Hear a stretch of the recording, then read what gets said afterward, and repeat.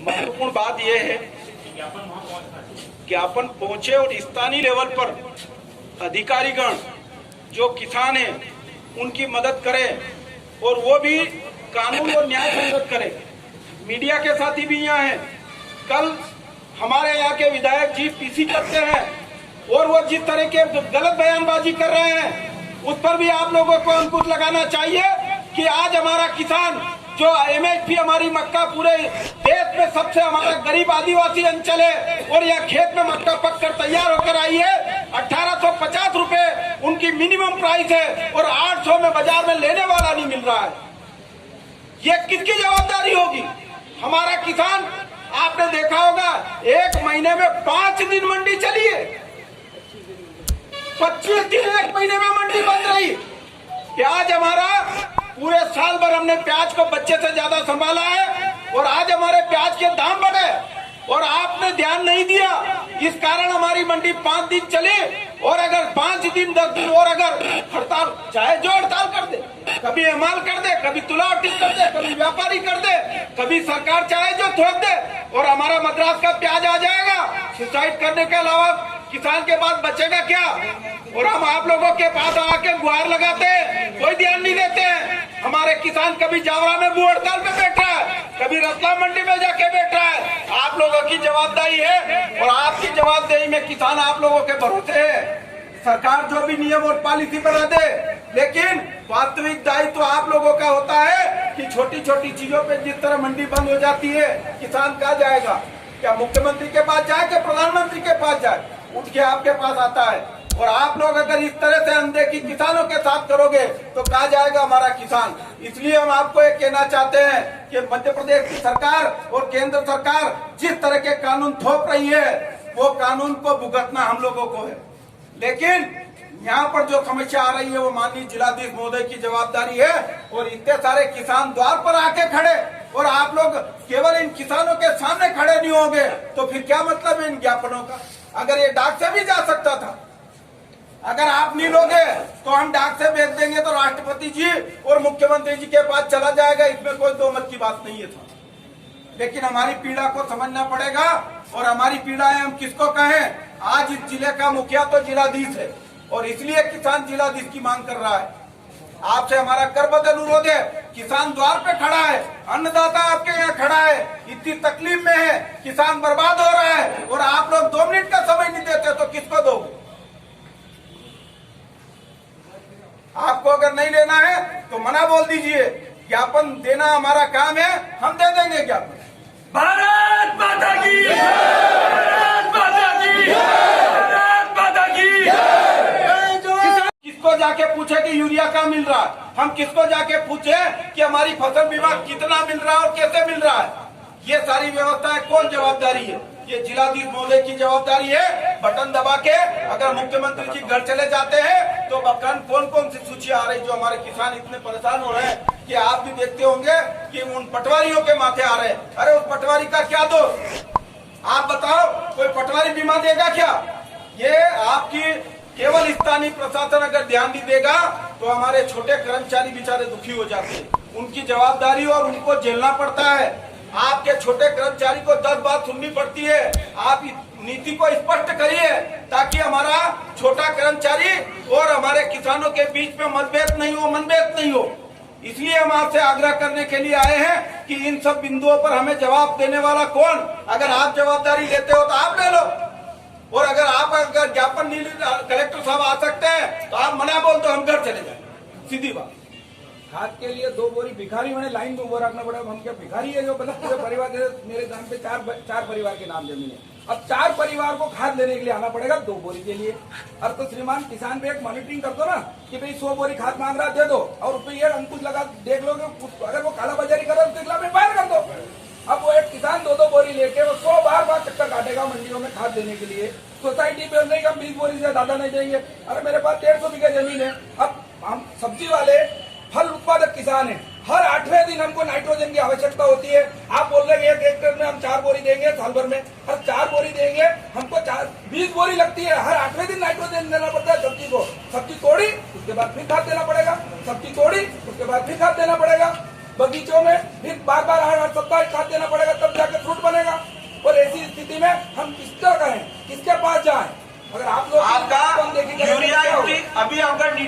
पर्याप्त यूरिया है। दंतोड़िया में साहब यूरिया और पैसे सब उन सोसाइटी वाले निकाल लिया, आपके पास शिकायत आई, अभी तक क्या हो गया, किसने सुनी? हम ये पूछ रहे हैं आपसे कि जितना यूरिया अगर आपने आवंटित करा सहकारिता को, तो क्या सहकारिता के बाद लिस्ट नहीं है कि दंतोड़िया सोसाइटी को इतना यूरिया दिया, और दंतोड़िया सोसाइटी के बाद लिस्ट नहीं है कि कितने किसान को कितना यूरिया दिया? कहां गया वो यूरिया? कोई इंसान खा रहा है क्या? इन सब चीजों के हमें जवाब चाहिए। अगर आप सक्षम हैं और आप हमें संतुष्ट कर सकते हैं तो हम भी आपको भगवान मानते हैं। और अगर आपको कलेक्टर साहब को टाइम नहीं है और आप लोग इन जवाब नहीं दे सकते हैं तो हम हमारी व्यवस्थाएं कर लेंगे, पर हमें जवाब चाहिए। आज कलेक्टर ऑफिस के बाहर इतना सारा किसान खड़ा है, कल हमारी फसल बोने को है, हम यूरिया लेने कहाँ जाएं, फसल बीमा कैसे मिलेगा, हमारे सारे जो व्यवस्थाएं मंडी की कौन देखेगा, इन सब चीजों की जवाबदारी कौन लेगा? आप जवाब दे दें हमको, कोई बात नहीं। अभी तो आप लोग ज्ञापन देने आए। जी हाँ, जिन विषयों पे ज्ञापन देने आए, जी हाँ, आप ज्ञापन दे दें, ठीक है, और उसको हम जहां पहुंचाना चाह रहे हैं वहां उसको समय पर पहुंचा दें। फिर आपके अगर कोई अलग अलग प्रश्न है तो आप बता दें, उसके उत्तर संबंधित विभाग से निकलवा के आपको दे दें। हमारे को तो साहब आप एक एक चीज, अब आप स्पॉन्टेनियस सामने खड़े हो जाओ, बता दो कि 10 प्रश्नों के उत्तर दे दो, तो ये किसी के लिए भी संभव नहीं। इतने दिन से सर आपको हमने मंडी का, आप यहाँ के एसडीएम साहब है ना, हमने बोला कि पूरी मंडी जो व्यापारियों ने पूरा आप सबको मालूम है कि लंबे टाइम से उन्होंने वहाँ कब्जा कर लिया। हमने आपको लिखित में दिया और आपने हमको लिखित में दिया, क्या खाली हो गया? कौन सा कब्जा कर लिया? ये सेट पे प्लेटफार्म पे है कि नहीं है? आप आए और मीटिंग करके चल रही है। सर ऑफिस बना लिए, वहाँ गोदरेज रखी हुई है, टेबल वही है, वहीं से पेमेंट होता है, खरीदी हुई रख ले वो तकलीफ नहीं। वहाँ तो 1-2 महीने पुराना माल रखा हुआ है, टेबलें रखी हुई, ऑफिस बना लिया, और जब पानी आता है तो किसान ट्राली लेके दूर खड़ा रहता है, वो उसकी पर्सनल व्यवस्था से ढक रहा है उसको, जबकि शेड किसान की सुरक्षा के लिए बने। किसानों के लिए तो खाली करा जाए, जरूरी नहीं। हम जो प्रश्न आपसे कर रहे हैं वो हम लिखित में पहले ऑफिस में दे चुके हैं। हमें यूरिया कहाँ जा रहा है, दंतोड़िया में यूरिया और पैसा किसानों का निकाल लिया। की समस्या जहाँ है आप बता दो, उसका क्लियरिफिकेशन नहीं, आप एक बात बताओ, आप नहीं, मैं एक पॉइंट, पहला पॉइंट कि आपने तहसीलदार साहब भी उस दिन मंडी आए और सबको मालूम कि मंडी में चारों तरफ व्यापारियों का माल जमा है। आपने 5 बजे मीटिंग रखी, मीटिंग में किसको बुलाया आपने? मीटिंग में व्यापारी को बुलाया, हाँ, जो थे, हाँ, उन्हीं को बुलाया। अच्छा, उन्होंने, अब किसान कौन था और आपको कैसे मालूम किया वहाँ मंडी में वो कितने समय, जब हम लोग वहाँ आपके कर्मचारी से ज्यादा समय वहाँ दे रहे हैं, तो मेहरबानी करके आप हमारे को भी बोल देते भाई कहाँ पे जमा हुआ माल है।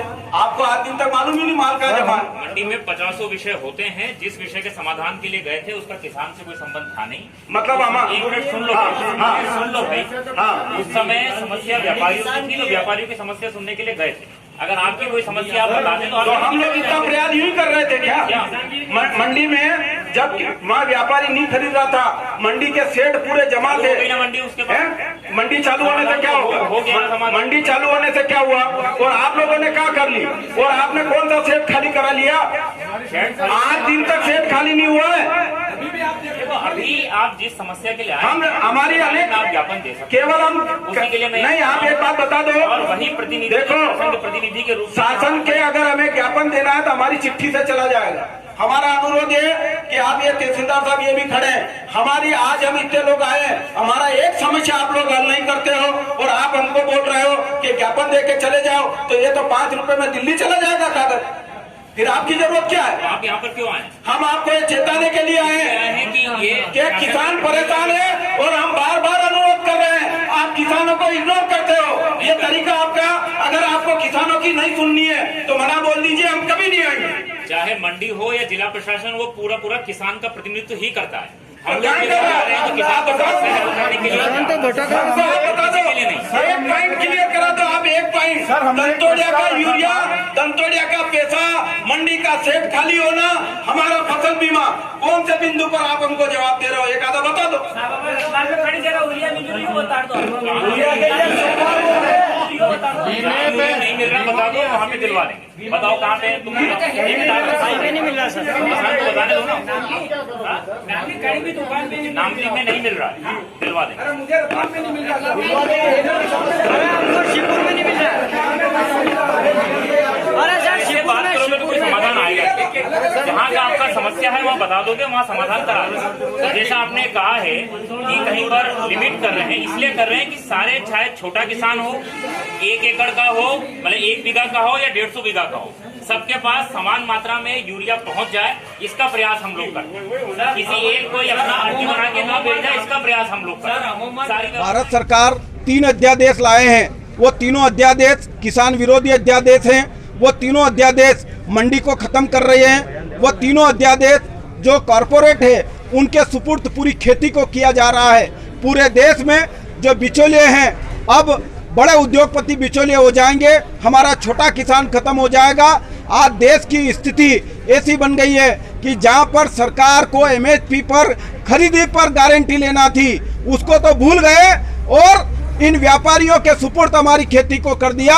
छोटे किसान मर जाएंगे, बड़े व्यापारी पूरे देश का माल खरीद लेंगे।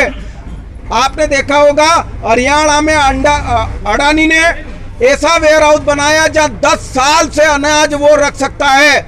अगर 10 साल का अनाज वो रख लेगा तो हमारा किसान को जब चाहे तब वो मार देगा, किसान मजदूर बन जाएगा अपने खेत में। इसलिए आज उन अध्यादेश का विरोध करने के लिए हम लोग आए हैं। क्या देश में ऐसी स्थिति बनी कि 3/4 बहुमत की सरकार अध्यादेश लाती है और प्रश्नकाल को समाप्त किया जाता है, विपक्ष को बोलने नहीं दिया जाता है, और आज देश के किसी भी नागरिक को उस अध्यादेश के बारे में जानकारी नहीं है। इसलिए हमारा किसान आज सड़क पर है और घोर विरोध कर रहे हैं। इस सरकार की ईंट से ईंट बजा देंगे, अध्यादेश वापस लेना ही पड़ेगा।